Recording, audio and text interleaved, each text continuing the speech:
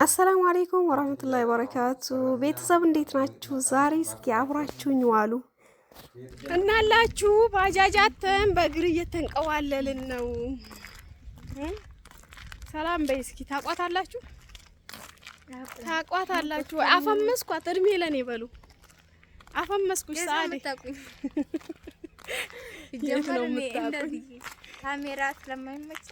ካሜራ ስለማይመቸኝ ረባክሽ አልቀረብሽም በሉልኝ።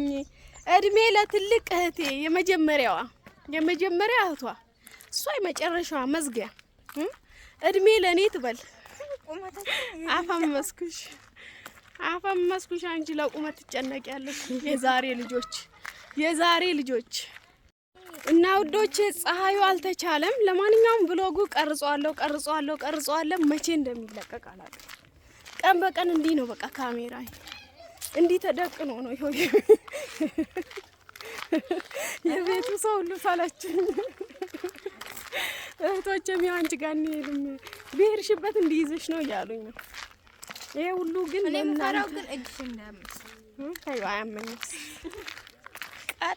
ቀጣፊ ሲባላስ የዛሬ ልጆች ቅልብልብ። አሁን እኛ አደብ አለ። ታላቅ ሲያወራ ዝም፣ ታላቅ ሲያወራ አንገታችንን ድፍት። ለማንኛውም እየደረስን ነው ወደ ቤታችን። በጣም ደክሞናል። ባጃጅ የሚባል የለም። ምን ያድርጉት? ቤንዚሉ ተወደደ።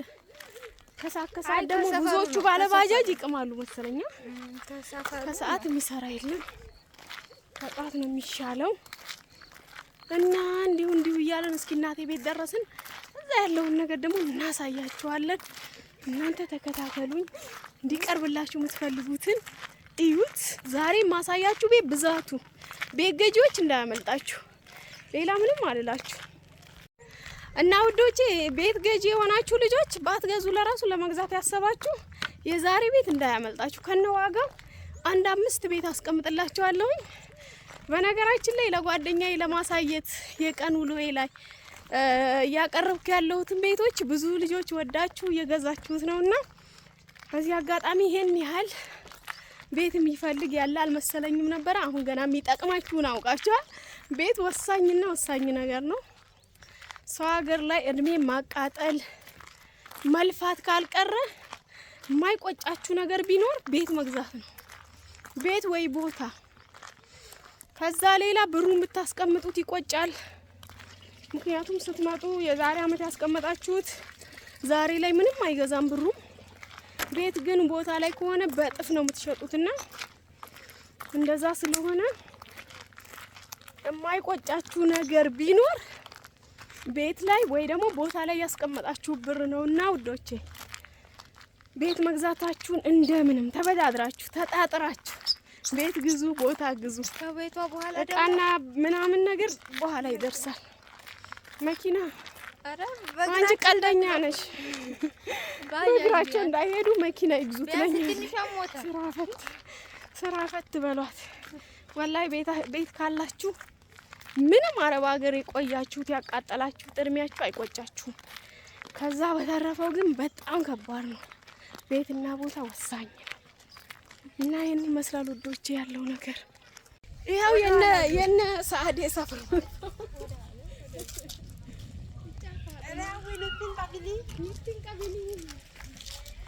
የኛ ቤት ነው። መገኛችን ደግሞ የነ ሰዓዳ ቤት ነው። ለማንኛውም ቤቷ ስትደርስ ትጎረራለች። ቻፋጡማ ይሄው ሀሴ እስቶ እቻማ ሜን ፈረንጅ ናቸው። የኛ ቤት ወጣው በር ላይ ብላ ነበር እናቴ ወጣ እንዴ አያዘን እኔ እኮ ብያለሁ ተናግሬያለሁ። የለችም እኔ እኮ ነው ውጪ እንጂ እናቴ ምን ላይ ናችሁ?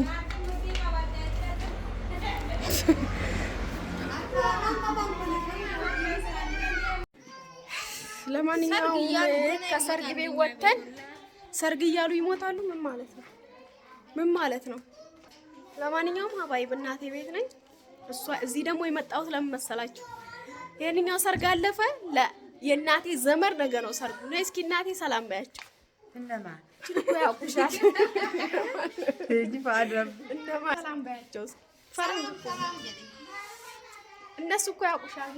እነማን ናቸው? ጓደኞቼ እንዴት ናችሁ? ደህና ናችሁ ባያቸው። እንዴት ናችሁ? ሰላም ናችሁ? ደህና ናችሁ? ያውቁሻል ወላሂ እዛ ሳውዲ ስትመጪ ብዙ ሰው ሰላም አላለሽም? ጅዳ ብዙ ሰው ነው። በቃ እነሱ ናቸው። ሱብሃንአላህ። ለማንኛውም ይኸው ካሜራው አሰለቻቸው።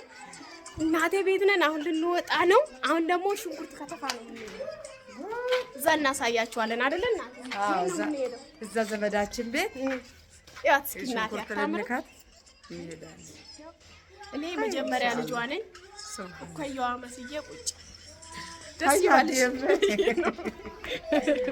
እቺኛ ይዛረቡ መጨረሻዋ እናቴ ነይ እንግዲህ ጡማዬ ነይ እያወራሽ ነው የምትሄጂው። አሁን መንገዱ እንዴ ልጅሽ አየሽ? ማጣይ የልጅ ልጅ ነው። እኔ ነኝ የመጨረሻ አየችሁት እንግዲህ እኔ ነኝ ለዚህ ነው እኮ የልጅ ልጅ ነው የምትለው። መጣን። ለማንኛውም ደግሞ የት ነው ምን ሽንኩርት ከተፋ ቅዳሜ ነው። እዛ ነው የምትቀስ እዛ ታነሽናለሽ። እዛ ትነሻለሽ ፎቶ።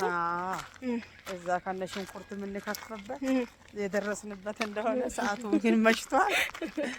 እኔ ሂጄባት በነገራችን ላይ ቀረሁባት እና ባጃጅም ማጣው በእግሬ እኮ ነው የመጣሁት። እና ከየት ታንስቼ እና በልጅነት አግቡና ውለዱ ትላለች እናቴ። የሁላችሁ ወጣት ናት ወጣት። እኔም በስንት አመትሽ ወልደሽኝ ነው? እዛን ጊዜ ዓመተ ምህረት አይወራም። ዓመተ ምህረት እድሜ ጠፍቶሽ እድሜ ጠፋሽ። እኔ መጀመሪያዎች የመጨረሻዋ እንግዲህ የሴቶች እናት ናት። በ15 አገባ በ18 ወለድኩሽ። ወላሂ በ18 አገባኝ። በ15 አገባ በ15 አመቷ አገባኝ። በ18 አመቷ ወለደች። አሁን የኩያዋ ሆነን ከበናታል። ስንት የልጅ ልጅ አየሽ? ቆይ በደንብ ቃለ መጠይቅ አደርግላችኋለሁ። ስንት የልጅ አራት ልጅ አለኝ። የሀዋ የከዲጃ የፋጡማ የራቢያ አራት ሳዳ አዋረደች። እናቴ በጣም ልጅ ናት። ሳዳ ስም ለማጥፋት ነው። 9 ላይ 9 ነው እናት 8 ወለድ። እሷ ደስተኛ ነች። 10ም ቢሆኑ ብላለች። ለማንኛውም አንድ ቀን ቃለ መጠይቅ በደንብ አደርግላችኋለሁ። ሰርጉ ቤት ልንደርስ ነው። ፀሐዩ እንጂ አጥፊ ደግሞ እዛ ስትደርሺ ትቀርጫለሽ። ኧረ እባክሽ እያሉኝ ነው። ያው ይሻላል።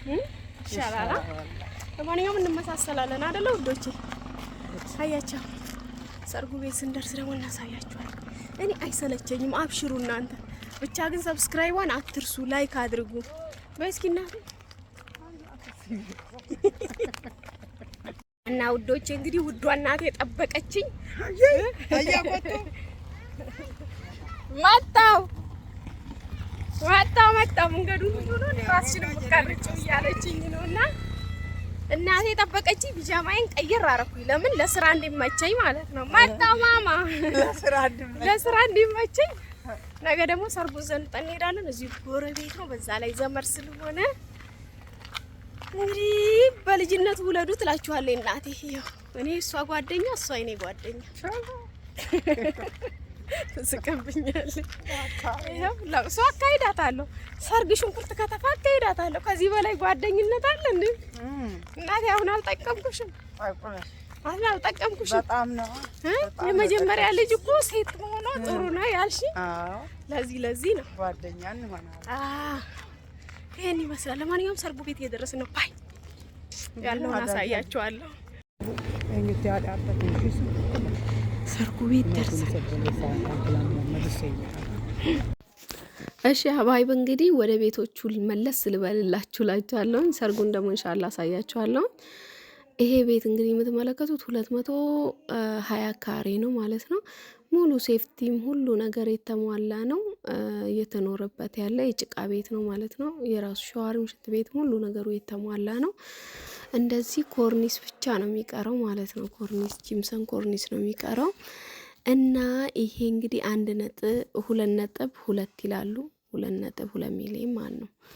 እና ይሄ ደግሞ እንደዚህ ብሎኬት አጥር ነው፣ ግን ውስጡ ጭቃ ነው። እስኪ ውስጡ እንደውም በደንብ ላሳያችሁ። ይሄ ውስጡ እንደምትመለከቱት ኮርኒሱ ዝም ብሎ በጨርቅ አይነት ኮርኒስ የተሰራ ነው ማለት ነው። ብዙ ጊዜ ጂምሰን ካላደረጉ ይሄንን ነው የሚጠቀሙት። እና ሳሎኑ እንደምትመለከቱት ሰፋ ያለ ነው። ይሄ ደግሞ መኝታ ቤት ነው። ቀጥሎ ሌላ ክፍል አለው። ጠቅላላ ግን 5 ክላስ ነው ያለው። እንደዚህ ነው የምትመለከቱት ነው። ቦታ በዛ በኩልም አለው።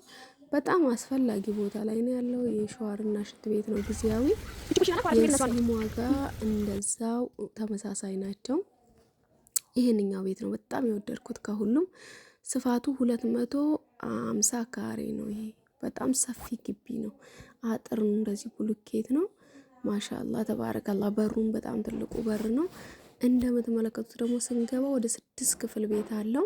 አሁን ለራሱ ተከራይቶ ያለው በ8,000 ነው ማለት ሙሉ ግቢ ሰፊ ነው። በቃ ሰፊ ነገር ደግሞ በጣም ደስ ይላልና ይህ መጨረሻ መሸጫው 3,100,000 ነው የሚለው። 3 ሚሊዮን ተሰጥቶት ነበር እምቢ ብሏል ማለት ነው። 3,50,000 ለራሱ ሰጥቼው እምቢ ብሎኛል። እስኪ እንዴት አያችሁት? በዚህ ወደ ሆስፒታል ነው ደግሞ ደስ የሚለው። ይሄንኛው ቤት ደግሞ እንደምትመለከቱት ሙሉ አጥሩ ቆርቆሮ ነው። ካሬ ሜትሩ ደግሞ 220 ካሬ ነው። ወደ ግራጋዶስ ወይንም ደግሞ ወደ ኩኔ የሚቀርብ ሰፈር ነው ማለት ነው። እና ውስጡ እንደዚህ ገረገንቲታ የተነጠፈ ቤት ነው። በጣም ግን ቤቱ ተበጃጅቷል። 3 ክፍል ቤት ነው። የተበጃጀ ነው። ሁሉ ነገሩ ጥንቅቅ ያለ ነው። ሰፊ ነው። ግቢው ደግሞ እንደዚህ ብር ላለው ሰው በዛ በኩል ሰርቪስ፣ በዚህ በኩል ሰርቪስ፣ በሁለት በኩል ሰርቪስ ይሰራል ማለት ነው። ልክ እንደ እናቴ ቤት ነው። እናቴ ቤት አሁን 220 ነው። በዛም በዚህም ሰርቪስ ነው፣ ይከራያል ማለት ነው። እና ምንም ገቢ ሳይኖራችሁ ቤታችሁን ያከራይታችሁ ግማሹን ቤት ግማሹን እየኖራችሁበት መኖር ትችላላችሁ ማለት ነው። እንደዚህ ስትመለከቱት ይሄ ሳሎኑ ነው። ከዛ ደግሞ እንዲገባ ብላችሁ መኝታ ቤት አለው ማለት ነው። ከዛ ደግሞ አንዷን ክፍል ደግሞ ለብቻ ማከራይ ከፈለጋችሁ እችን በሯን ዘግታችሁ በመሀል እነሱ እንዳደረጉት በውጭ በኩል በር አለው ማከራየት ይቻላል ማለት ነው። አንዳንድ ጊዜ በስነ ስርዓት ማልቀርጸው ሰዎች ይኖራሉ። እነዛን ሰዎች ካሜራ ላይ ፈልጉ ስለሚችሉ ካሜራ ላይ እንዳይገቡ በማለት ነው። ለማንኛውም እንደዚህ መሬቱም ቆረት ተነጥፏል። ፏፏ ያለ ነው። በዚህ በኩል ለራሱ ሰፊ ነው። የጭቃ የተቦካበት ቦታ ሰፊ ነው። ሸዋርና ሽንት ቤት እዛ ጋር አለው። ቅልጥፍ ያለ ነው። ይሄም እንደዛው 3.2 የመጨረሻ መሸጫይ ነው እያለ ነው። እንዳውም መጥሪያው 3,400,000 ነው እያለ የነበረው ማለት ነው። በዚህም ተመልከቱት እንደዚህ ጽድት ያለ ነው። በነገራችን ላይ ብር ላለው ሰው አሁን ላይ መግዛቱ ጥሩ ነው። አንድ ሰሞን ባዶ ቦታ እስከ 3 ሚሊዮን ምናምን እየተሸጠ ነበር። አሁን ግን ቤት ያላቸው እንደዚህ ከተገኙ ጥሩ ነው ማለት ነው። ይሁት የቦታውን ስፋት በዛ በኩል ዝም ብሎ እንደ